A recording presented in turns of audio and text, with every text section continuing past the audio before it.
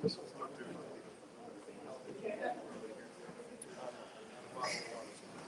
going away to get the water.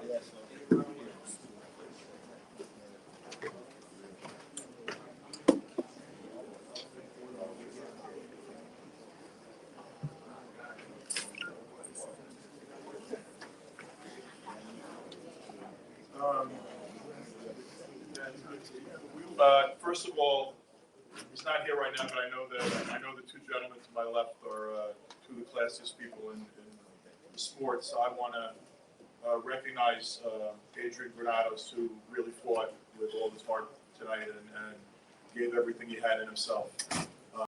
That's what makes that guy so entertaining.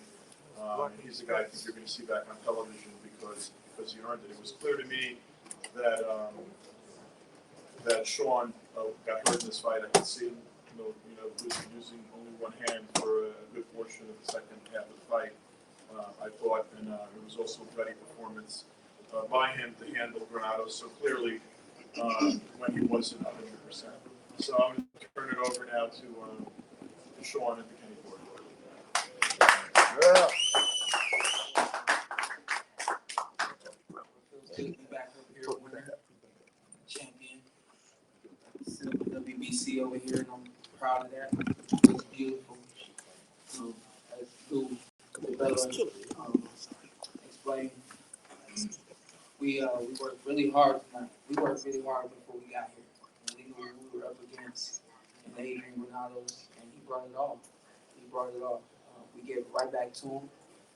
Every time he came at me, my dad's instructions were to hit him in turn, make the fight look easy, make it clean. That's what I try to do. I think about maybe the 5th or 6th round is where I hit him flush with a jab, and I felt a little sting in my hand, and it just kind of continued from there. It wasn't every punch that I hit him with, but periodically throughout the fight, each round I would feel something. And I actually came back after maybe the 5th or 6th round. My dad said, "What's wrong?" I said, "Nothing." I said, "What's wrong?" "Nothing." "Well, tell me what's wrong." "Nothing." "All right." And then he continued to coach. But by the 10th round, I think it was pretty evident that what was going on was I really hurt my hand, my left hand, my jab hand, my best hand, my favorite hand, and I really did. At that point, when I hurt my hand and I couldn't use it, I kind of felt the feeling of what am I gonna do? And my dad told me exactly what to do. I thanked my dad for pushing me through the last 3 rounds. It was keeping me focused, keeping me in the right frame of mind, and pulling out the gut that Lou alluded to that you saw in the ring tonight. So I'm very proud of my performance. Definitely had to take a look at my performance and make sure it was everything that I thought it was in the moment, and obviously right all the wrongs and try to keep cleaning it up. But right now we're looking at just doing our post-camp, which is recovery and a little bit of movement as well, and doing the best we can to get back on as soon as possible. Doctor said X-ray this. He says he thinks it may be fractured, and get a good look at it and rest as long as possible. So that's what we are prepared to do, but we are also prepared to fight Keith Thurman as soon as possible. I don't have that WBC silver title for no reason. They told me what I got after this. That's Keith Thurman, so we're gonna do our best to get that. Any questions for myself, my dad? You got anything you want to add? Did I say it all? Come on up here. Come on up here. You did say it all, but I would say this. Throughout Sean's career in sports, not just boxing, track and field, football, and he's played all sports, basketball, and he's never had an injury. It was one of those situations that he's never dealt with before, and I saw a look on his face that I've never seen before that told me that he didn't know how to deal with it. He didn't know how to deal with it because he's never had it. So if you play football from the time you're 8 years old, every season through high school, and you played it on a high level, USA Today Player of the Week, and Post Vice President Player of the Year, you've never been injured. If you boxed all these years and never had any injuries during a competition, it's a shock. And it was a shock to him. And the only thing that I could think about at that time was to try to keep him focused and use what he had yet left, which was his conditioning, his physical tools, as far as his movement and things like that, and his right hand. I thought about switching him to southpaw, but we never fought southpaw before. So we thought about it. So we didn't do that. Might see me. I'll switch a little bit now. Go right back. Yeah. Switch just a little bit now. Went back. Yeah. But he made it through it. We were counting down not just the rounds, but we were counting down the punches that would land. And I was watching his face wince up, and we were also counting down the minutes. I had one of my guys in the corner telling me when it was 2 minutes and 30 seconds, when it was 2 minutes, when it was a minute and a half, and we were just trying to use the strategy of landing the punches that we could land without injuring it even more. And he continued to try to throw it, but he made it through it. I'm very proud of him for making it through it. I don't know anybody else that could have made it through it in that situation. And the flip side of that, great fighter that we fought tonight, fought with all of his heart and tenacity and grit and everything that he had, and I give him props and respect. But the flip side of that is, if Sean had succumbed to the injury, this kid would be the WBC champion without winning a round, pretty much without winning, majority of the rounds at all. He might have pulled out the last couple because we were being really defensive and moving a lot. But I thought that would have been a shame that Sean had, not trained just for this fight, but his whole entire life in these type of moments, and to lose it to an injury. So I'm glad and proud that you were able to push yourself. And the Emilio ES News, Sean, great heart, first and foremost, congrats, great chin, obviously. Gotta ask, I spoke to Keith Thurman while he was here during the Charlo fight. He pretty much ruled out, any comeback fight against a big name fighter. He said he fought 2 dogs in a row and needed to fight a puppy verbatim. So how will the scheduling work out, and are you gonna have to do another, fight like this before you fight Keith Thurman, get that rematch? To answer that question as simple as possible, I'm gonna let my dad take over. We're gonna do our best to make that fight happen. I understand he's coming off a long layoff, and he wants to make sure he's fully prepared for someone like Showtime, Sean Porter. We'll do our best to respect that and do our best to give him the time that he needs, but with the understanding that we want to fight you and making that fight happen. Other than that, I'm gonna do what I always do: get back to training, and whoever they tell me to fight, that's who I'm gonna fight. Even with Adrian Granados, not a lot of people knew Adrian Granados, but we came here and we both put on a fantastic performance. I just landed more clean and harder shots than him. Well, as far as that's concerned, he already fought a title eliminator here in Lisbon and beat Andre Barnett. And he fought another title eliminator tonight. I don't know a lot of fighters that would do that, especially this day and age.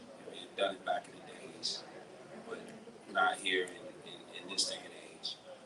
He shouldn't have to do that again. He shouldn't have to go through anything like that again. What he put himself through tonight shows that not just the physical part of it, but the mental part of it that it takes for him to push through something like that.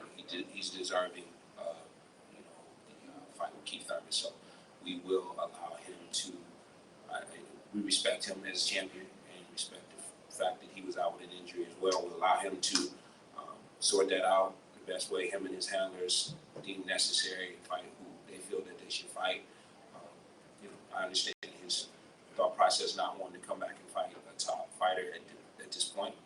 Let him do that, and then when the dust clears, we'll be there waiting. We're just going to work on other things like our right hand and both legs. And the mental sharpness, we'll maintain that as well. So, but we'll be waiting when he's done. We won't fight anybody else until he's ready to fight. Sean over here. Right. Congratulations, Kenny, you too. Sean, one of the things you had said leading up to this fight was that you knew that Granados had a handful of losses, but all of them had been by split decision, majority decision. You talked about wanted to be the first guy to hang a real authoritative, clean cut, no doubt about it, loss on this guy. Can you talk about your sense of satisfaction in being the first one to do that against a guy that obviously is a good fighter, but not with you tonight? You know what? I came in here prepared to knock him out, and I hit him with some pretty hard shots, some things that I thought I might see him, come a little bit off of his feet off of, and that never happened. So I'm not questioning my power, my abilities, or anything like that. I'm taking my hat off to him. My dad even screamed one of the early rounds. He said, "Go to the body. He knows how hard his head is." And I heard that, I understood that, and I definitely think I should have went to the body a lot more throughout the fight. But neither here nor there. It feels good to get another great win in front of an exciting crowd, and just I feel blessed to be able to do what I do as always. And have done so with no questions. Like, he can't say it was a majority decision. He can't say Yeah, I heard him, when I was getting out of the ring saying that he was robbed, and I've never been on that side of the fence. I've never beat someone and they said, I got robbed by you. So that was a little bit of a surprise to me. I got some surprises tonight. I got a little bit of an injury, and something I never heard before. But we're gonna keep it rocking and rolling, and I'm sure he will too. But we're going to keep it moving past him. I beat him decisively, unlike any other fighter out here. And I wish him the best. which hand was it? I missed that. Which On my left hand. Left hand, okay. Yeah. I'm not going to keep saying it, though. No, I don't want nobody taking notes, I don't know if anybody picked up his strategy early, but his strategy early in the fight was to get Sean to come to the inside so that he could use his head. His strategy was to open up Sean's previous cuts from the last fight. That was his strategy. And that's the reason why I constantly yelled at Sean to stay outside. And early in the fight, he told Sean, come to me. Because he knew if their heads were close and there was an incidental clash, that Sean's eye might open up and that would give him a chance to win the fight. And that was his strategy. I'm able to, going into my 28th year, I'm able to be able to decipher exactly what somebody's doing at this point, which was the exact same thing happened with Berto after the first round. And I seen redness over Sean's eyes. I said, shit, he's going to use his head. Well, when two guys are 5'7" and they're both coming forward and they have the same physical build, it's not hard for those heads to collide. And it's not very hard for a guy like him to just put his head here. So this is a part of boxing. I understand that, and this is something he's going to have to deal with. But he was able to fight on the outside and be successful doing so. Good job on that. Good evening, Sean. Nice to see you again. I'm Gareth Davis from the Telegraph and TalkSport in the UK. I just want to ask you, we know you're an alpha male and you're very competitive as a man, but you're a gentleman as a fighter. How much does it eat at you about wanting to get back in there with Thurman? Do you think about it every day? Do you wake up thinking about it? How do you feel? I tell you what, it was eating at me that I couldn't finish this fight the way I wanted to. When the bell rung, everyone in the crowd knew that I wanted to fight, but I couldn't smile because I wasn't able to finish the fight the way I wanted to. That really, really bugged me. Really bugged me. I've never had to, like my dad said, fight through anything like that, and so I was just so, grimy about not being able to finish the fight the way I wanted to, and that's the competitive spirit in me, Before we get to the back room, I'm already asking my dad, how do you think I did? And my dad looked at me, he said, Sean. I said, I can't turn it off, So that's the competitive spirit in me. The same thing goes with Keith Thurman. I use a lot of imagery, So a lot of times I'm either on the track, thinking about what I should have done or what I could do, what's going to happen next time, things like that. But it's not always just Keith Thurman. But right now it is a majority of what I do is geared around fighting Keith Thurman again and beating him.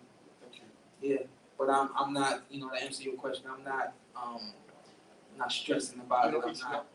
I'm not stressing about it. I'm not completely, heartbroken that I haven't been able to fight him yet. Yeah, Sean. Danny Garcia's also got it off to Keith Thurman earlier this year, and you've been vocal about wanting to fight Danny Garcia. I don't know the extent of your hand injury and how long it might keep you out, but Maybe just to get him in the ring with me. Oh, You know, those are really the two names that I've been wanting to get at for a long time. Keith Thurman and Danny Garcia, big names, both on both sides, big fights all the way around. It's great for our careers, and definitely another fight that I would love to have. You know, like my dad said, we're gonna wait for Keith Thurman to say what's going on, and but moving past Keith Thurman, I think the only other guy out there I would want to fight is Danny Garcia.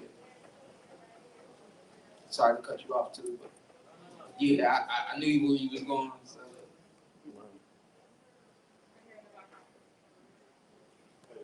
Right here. Congratulations on the win. Thank you.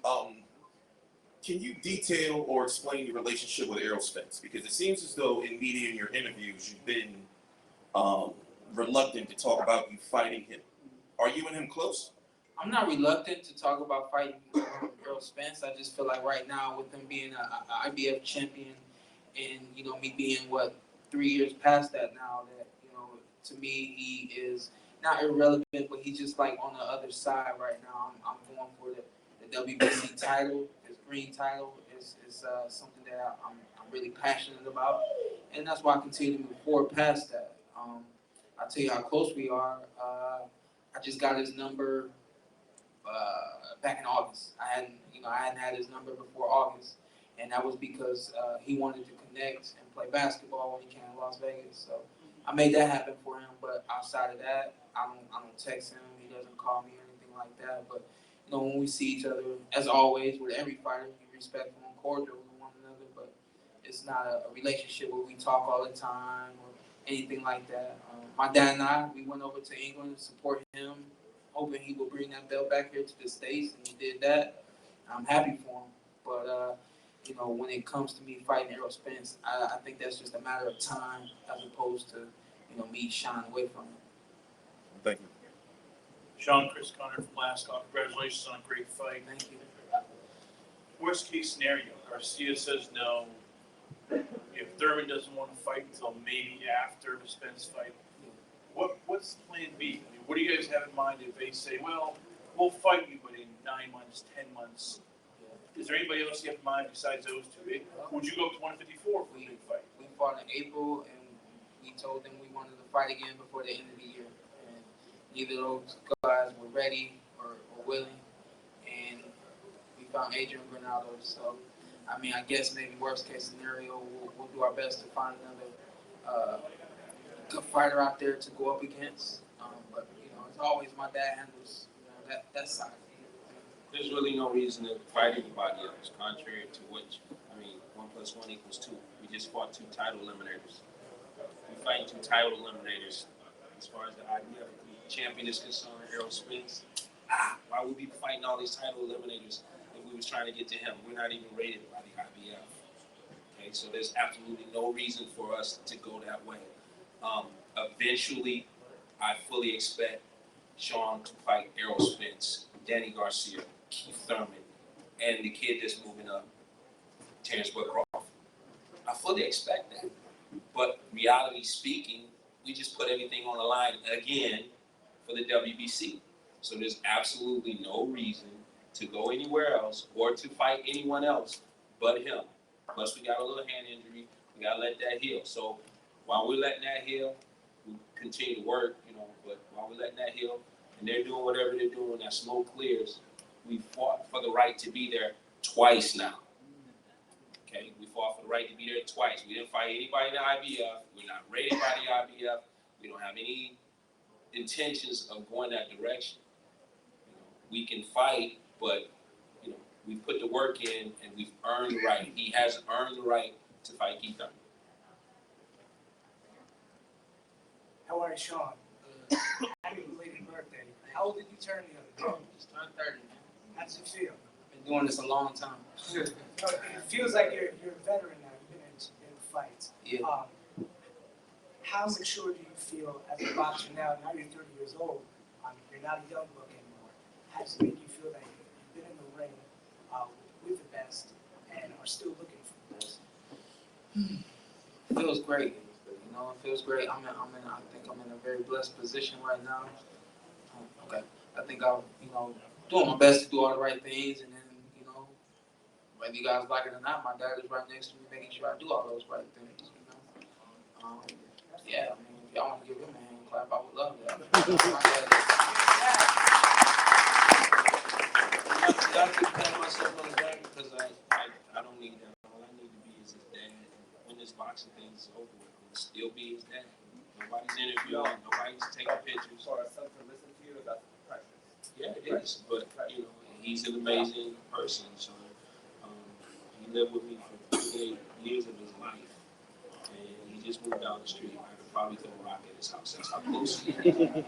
But he thanked me more times tonight than he's ever thanked me in his life because he would have checked out of that fight because of his injury if it wasn't for me. And I'm quite sure there's not another coach that could have got him to continue with that. So it's just a testament to I the look at closeness him. that we have. I look at him like, what you want me to do? You know, and he told me obviously, you know, what he want me to do, and I'm like, you sure? Like I just, you know, I wasn't buying in, but you know, the great part about it is when you're in such good health, such good conditioning, your mind is able to, you know, get that energy and that oxygen that it needs to think right. And when I was thinking wrong, he's not exaggerating. I came back to the corner. I don't know what my face looked like, but it probably was a face of, you know, where do we turn? Where do we go from here? And he said, Sean, you got to make it through this fight. You got to do what you got to do. And, you know, he really just pulled me back in a matter of, you know, 20 to 30 seconds and back where I needed to be in order to believe that I could, you know, finish the fight, that I could be strong and, you know, and all that good stuff. And like I said to y'all before, I'm not happy about the way I finished the fight at all. But my dad made sure that I did the best that I could to finish this fight. I think we got the Deontay coming in. Well, Sean, thank you, Kenny. On behalf of everyone that works with these two people right here, and has the privilege of being involved when Sean Porter fights, there aren't two better people in the business to work with. It's an honor and privilege to work with you guys. Thank you guys. We'll see you soon. Ladies and gentlemen, the baddest man on the planet.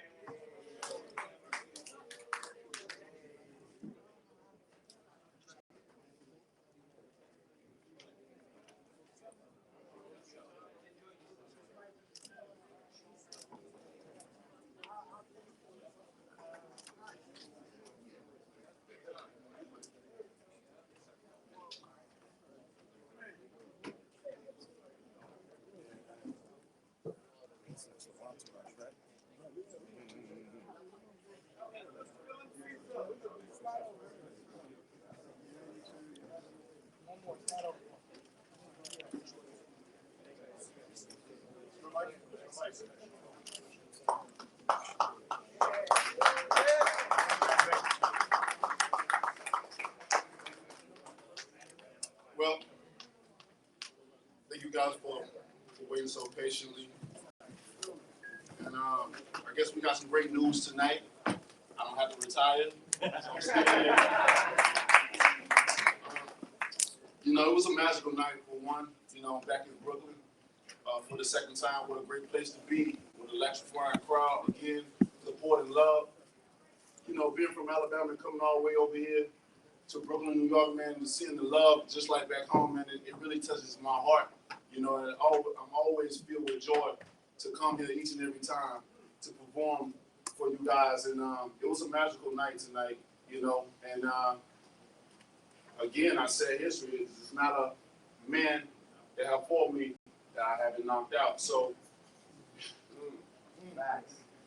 I'm just ready to prove that I am the best, you know. That's all I want.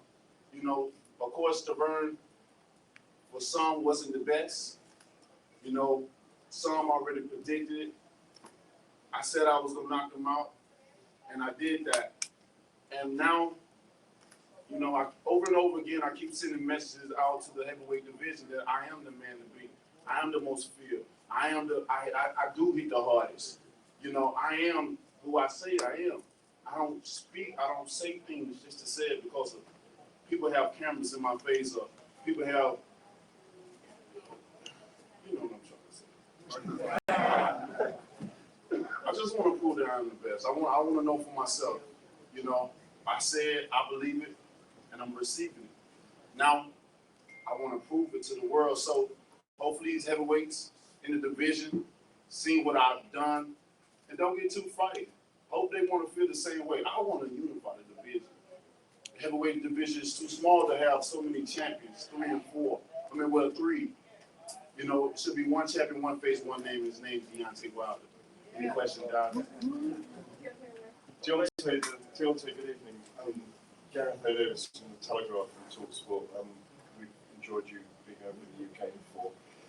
There's not many people here from the UK, and obviously we saw Anthony Joshua perhaps labour against Carlos Takam a bit last week. Can you give a message to the UK, to Anthony Joshua, about how you feel tonight after this and what we really ought to be seeing in the heavyweight division? Well, to Joshua, you know, y'all seen me many times up on podiums. Y'all seen me on social media. You know, it's only so much I can say. I want to unify. Is he up for the challenge? Like I said, I declare war. You know, this is not a battle. This is war because I want all the belts. You know, and I'm not looking for when I beat him, I'm not looking for the second time around because it's going to be so bad and so brutal that the first time is going to be enough. It's going to be like no mas. Is there a danger you scared him off tonight, though? I'm scaring heavyweights each and every time. Don't you see? You know, I am the most feared. And if I'm not, then I want somebody to shut me up. I want somebody to prove that to me. I want to be proven wrong. But for right now, I don't feel like nobody's going to prove me wrong. Who has the guts? He can run for so long, for so far. You know, and I hate this, you know, say this, but it seemed like this has turned into a Riddick Bowe and a Lennox Lewis effect. And if so, then you need to go and throw those belts in the trash can because I ain't. Deontay, you talk a lot about like envisioning, and I was wondering if this is exactly the kind of dominating win you expected. 3 knockdowns, he couldn't get up, he's falling down on his face. And also, do you think that Joshua was looking at this and said, yeah, I want to fight that guy? Well, I knew I was going to knock Stiverne out, you know.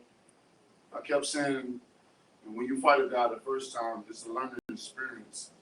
The second time is a learning experience as well, but the difference is you already know that person a little bit more than the second time, than the first time. And I knew everything about Stiverne. We had 9 different guys come in. I had 9 different great looks, you know. Some would say my sparring partner was even tougher, but, you know, the only thing that was different between the sparring partner and this is that I think I went more rounds in sparring this time. No disrespect, you know, because you must respect fighters in the ring.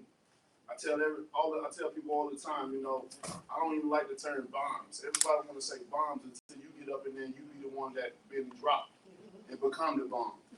You know, and we must respect fighters because they risk their life, and it's nothing to play around with. Especially with the mentality that I have as a champion, as a person. I have to be so hungry. I have to be so mean. You know, when a lion is hungry, they say it feel like they have been starving for a year. So when they see its prey, it's ready to eat everything, and that's how I feel like when I'm in the ring, like a lion, like a king that I am. Snacks. So, the second question then? Do you think he's looking at this performance and says, yeah, I want to fight? Come on. Of course not. You know, if so, then he would have been accepted my offer. He would have been eager to fight me a long time ago. It seemed like nowadays his promoter doing more of the talking than him. He's not even confident as a champion. You know, he want to put himself in a better position to beat me, but the thing about it is no better position to beat me. You know, that don't exist because I'm a hungry champion. I'm going to be around for a very long time. I'm on a mission. And when you're on a mission, you're not going to stop until you complete and accomplish the mission. So, Joshua, you can run as fast as you can. I will catch you. Okay, Joshua, I've been covering boxing for 20 years. I've never seen a fighter knock out another fighter as the fighter was in a perfect defensive position and you still knocked him out? How are you able to do that? As I said, I got Alabama country power. I mean, my power is real. You know, nowadays we don't even. It ain't no need of me getting on the scale no more. You know, I don't. You know, I'm always low when it comes to weight wise and stuff like that. But we don't even really think about it no more. You know what I mean? The weight is gonna be what it is. You know, like I said, I always tell the story that my grandma always said I was anointed by God. You know, I always say that she wouldn't even let my parents meet me. She would get very upset if they did. You know, she would tell me he's the one that's gonna bring y'all up. He's the chosen one. Instead of disciplining me, she used to teach me. She used to talk to me. You know, she used to tell me things. You know, I was a favorite as well too. So you know, I definitely feel like I am the chosen one. I'm meant to do something great in this world, and I think boxing is just a platform that is going to allow me to really get to where I really want to go and what really God got for me. Deontay, Chris Conner, last call, congratulations again. We talked about last time we here at Brooklyn with you. It felt like this card was cursed. You went from Luis Ortiz, Bermane Stiverne. You have to share the spotlight here with the UFC. Anthony Joshua doesn't want to fight you. How much of this fight for you is just getting all that anger out, all the anger of being ducked, overlooked? People say that you start this by getting guys to falsely test positive. How much of this was just taking all your anger out on the Bermane Stiverne? I think it was all 100% of that. Every bit of what you said. You know, it was all everything in one big snowball. You know, it was just a snowball building up, and especially when the Ortiz situation came about, man. You know, I really broke down. I don't know. It was crazy. It took me back to my older days my younger days when I was young, and when I used to huff and puff, and when I cried, you knew so you better get out the way because he was gonna be a Tasmanian devil. And when Shelly called me, I'm like, Shelly, you know, when Shelly calls me, I know when something wrong, and I know when something going right by his voice. I can detect in his voice, and when Shelly called me, Deontay, I said, Shelly, get straight to the point. Ortiz failed the drug test, and when he did that, you know, it just my heart dropped to my stomach, and you know, I bust out with tears. You know, it was tears of anger because I want to prove myself so bad. Like I never wanted to prove myself so bad. Now, not to me, but to the world. You know, because so many people blame me for so many different things that don't have nothing to do with me. You know, I try to fight the best. I've called out the best. The best haven't accepted my challenge. The best always take an easier route. You know, and that's the facts of Deontay Wilder. This is nothing that I'm making up. This is nothing that I just all of a sudden just imagining. This is real life for me, you know, and I just want to prove myself.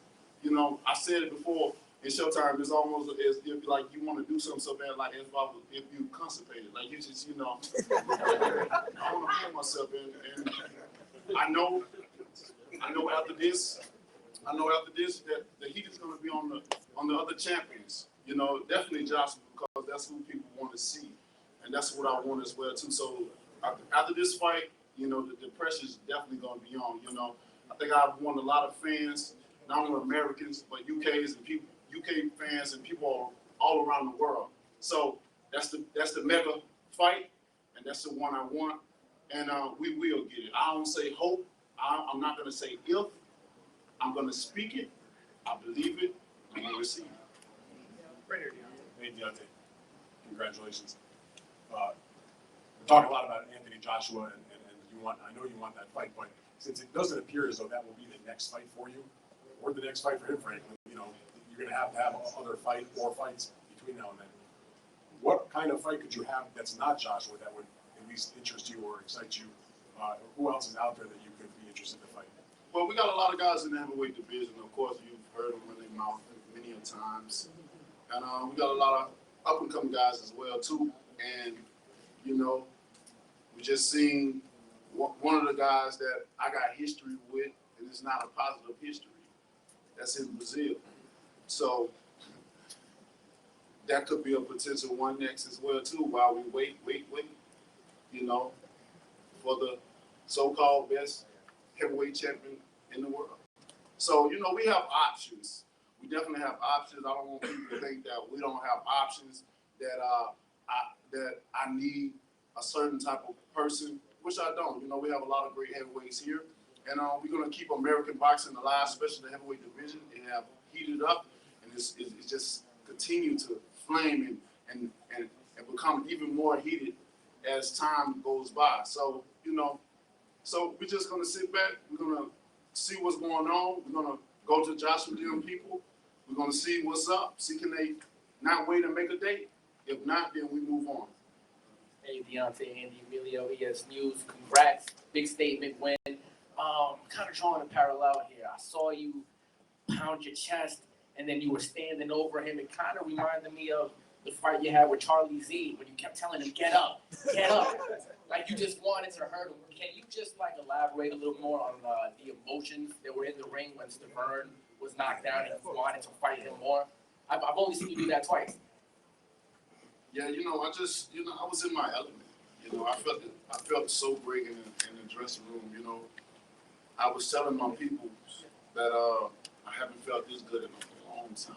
You know, it took me back into my early in my career when I felt so great, when I was really blowing these guys out in the first and second and third round and stuff like that. And tonight, I felt that energy. I feel so good. The gloves felt so great, like it was perfect. It was meant, you know.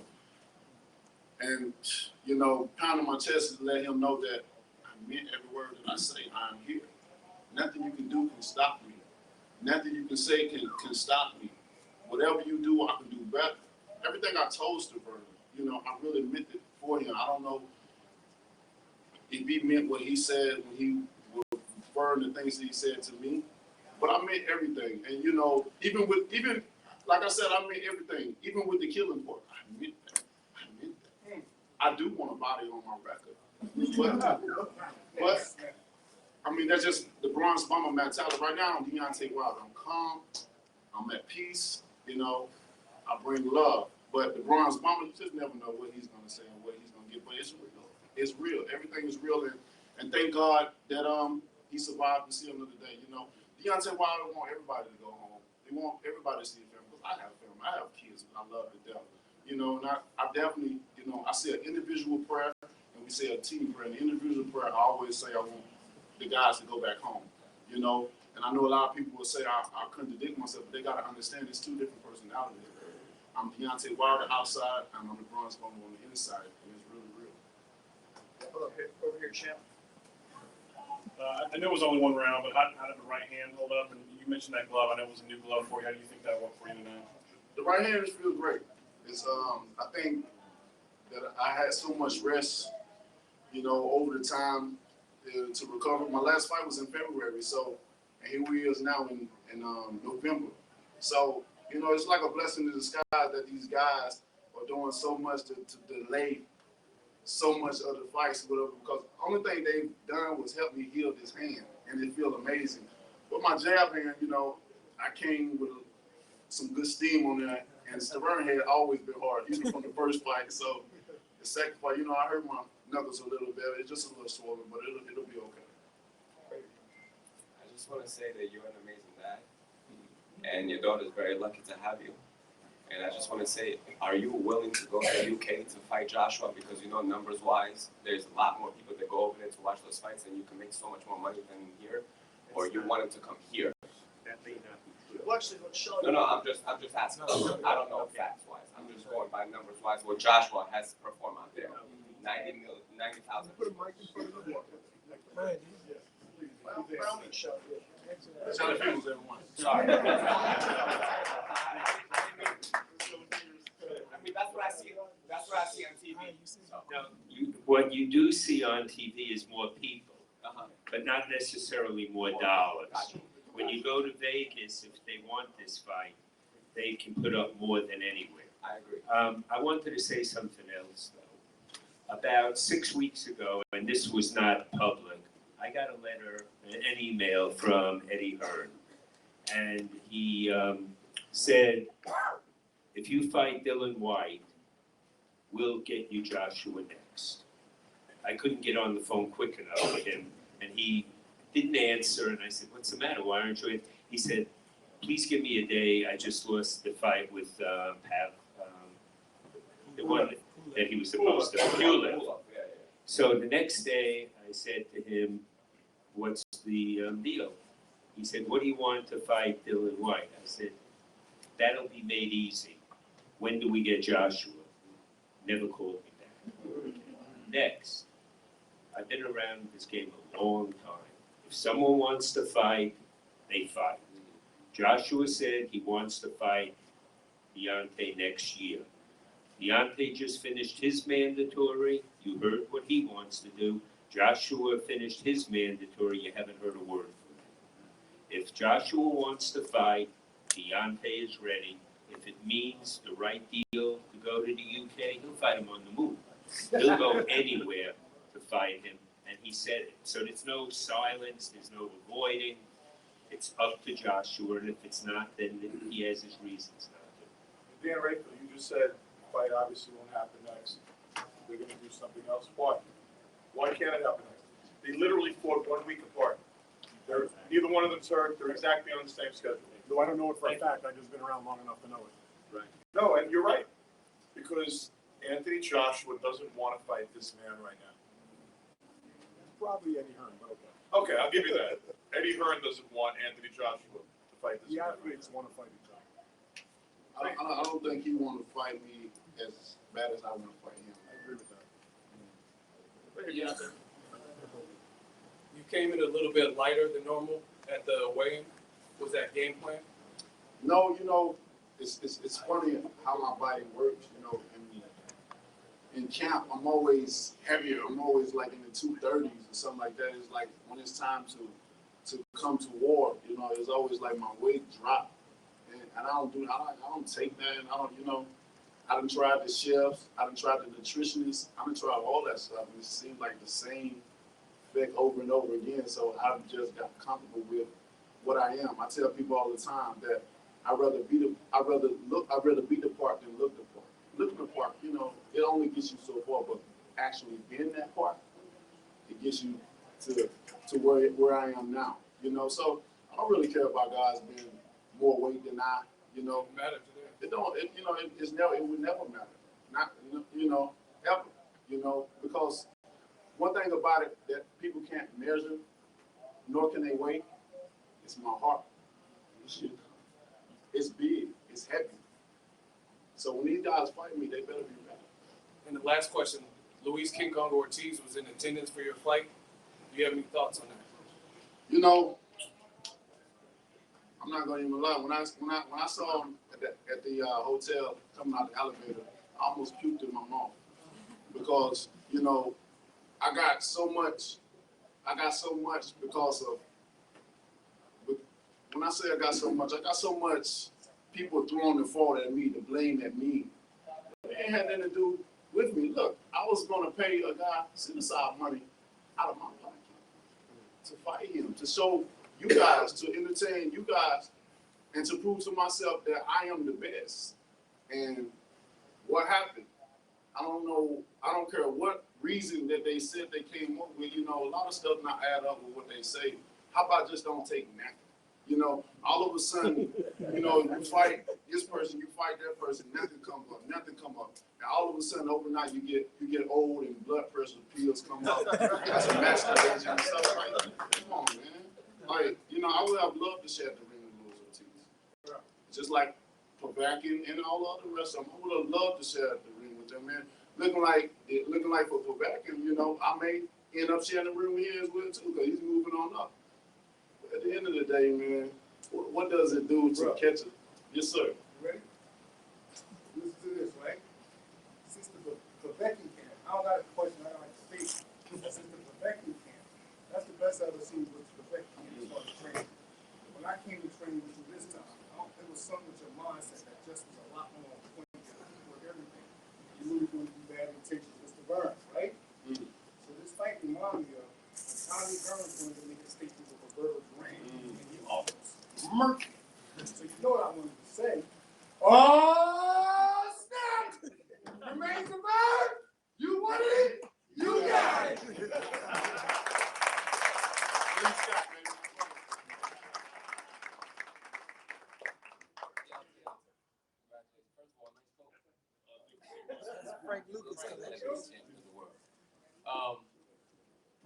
most charismatic heavyweight champion we've had since the great Muhammad Ali. I think I can say that.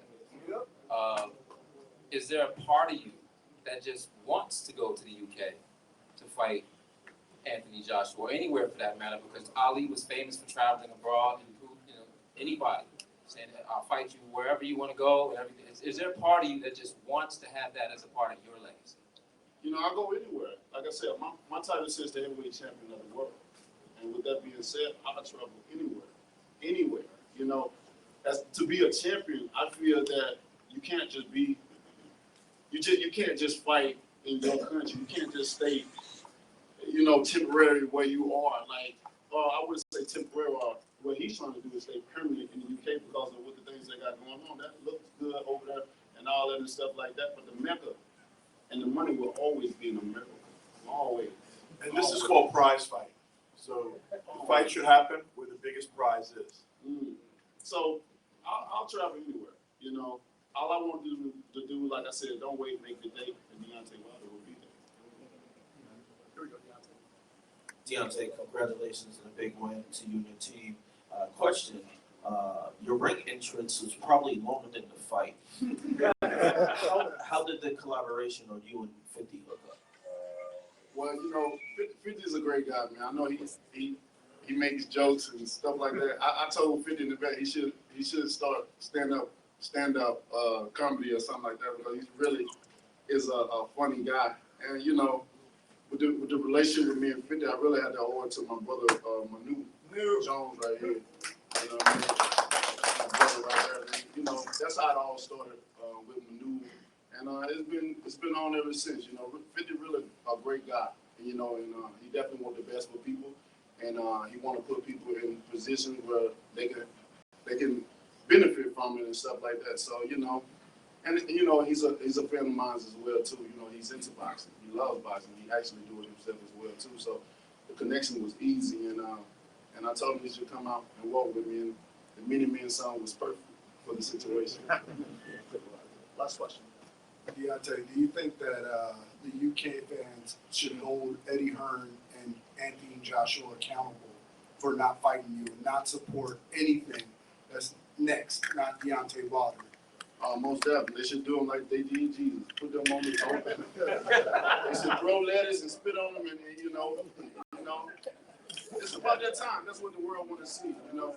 I think there's a lot of fans in the UK want to see it, but I think there's a lot of fans that don't want to see it because they know what I bring. They know what I'm capable of doing, and they got a great thing going over there. So they want to continue to do what they're doing as long as they can. But the thing about it, it all has to come to an end at some point in time. He can only fight so many people. I mean, he shares the same division as I. And as you can see, it's a very small division. So our paths must cross at some point in time. And I'm saying, why wait? And let's make it now. Why wait? Who else can he fight? I know they got a lot of England guys, just like I got American guys, but really, people want to see the best fight the best. And I want to prove that I am the best, so I want to fight the best. If Anthony is the best, if Parker the best, put him up to the top. All right, guys, give the champ a well-deserved round. Thank you guys so much. Thank you.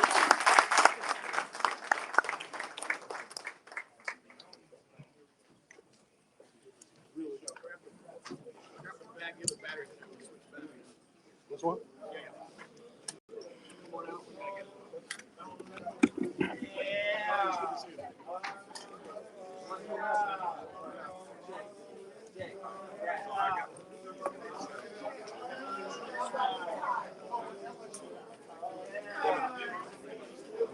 Jesus Christ.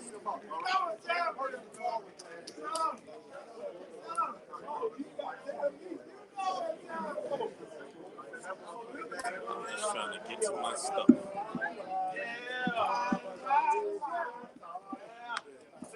Damn, I'm supposed to do all that shit.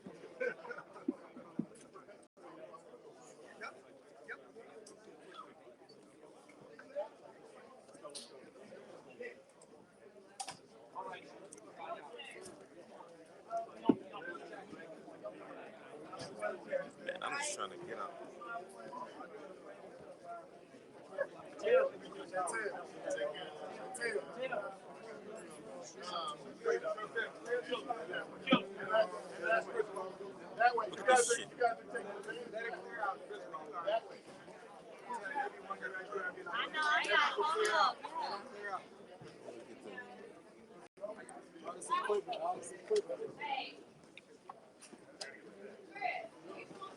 Jesus Christ.